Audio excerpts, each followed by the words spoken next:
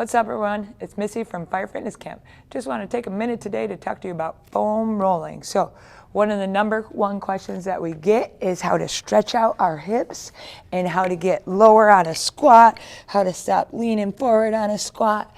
And oftentimes those two things can be related, especially if you have a sedentary job that you're sitting a good amount of the day. Some good foam rolling throughout your lumbo-pelvic hip complex could really help you at your next camp. So here we go. First thing, foam rolling. One of the biggest things that we do wrong when we foam roll is we roll. When I see people jumping on a roller and we're moving back and forth like this, that is not actually going to do as much for you as you think it's going to do.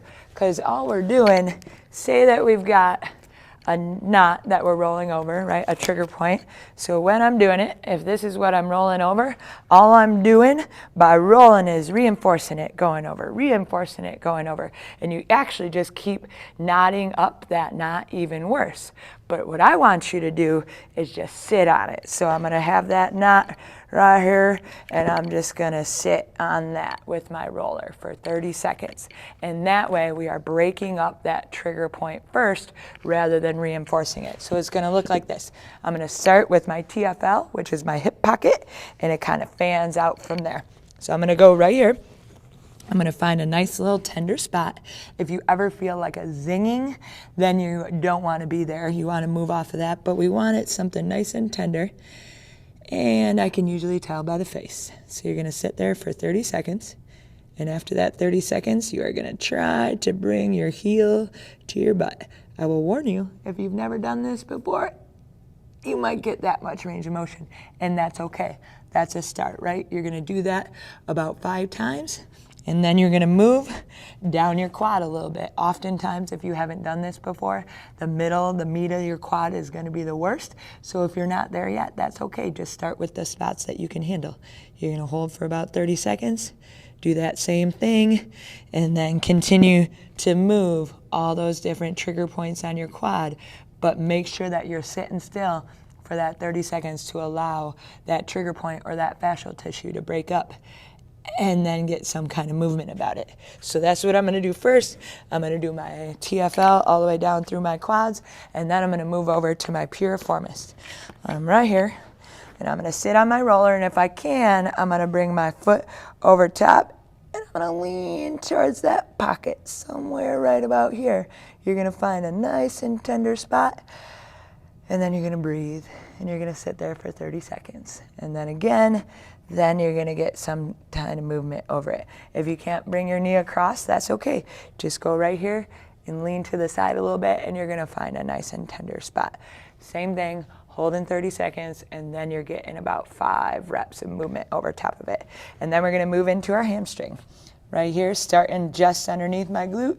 Find that good tender spot, and breathe. 30-second hold. And from here, after that 30-second hold, you can do kind of any kind of movement from there. We could go front to back a little bit. You could go side to side. But again, just making sure to sit on that trigger point for a good 30 seconds. You can do any muscle group for about 2 minutes per muscle group. So I usually find a tender spot, hold it for 30 seconds, and then I'll move down my hamstrings a little bit. So mine are a little tight right about there.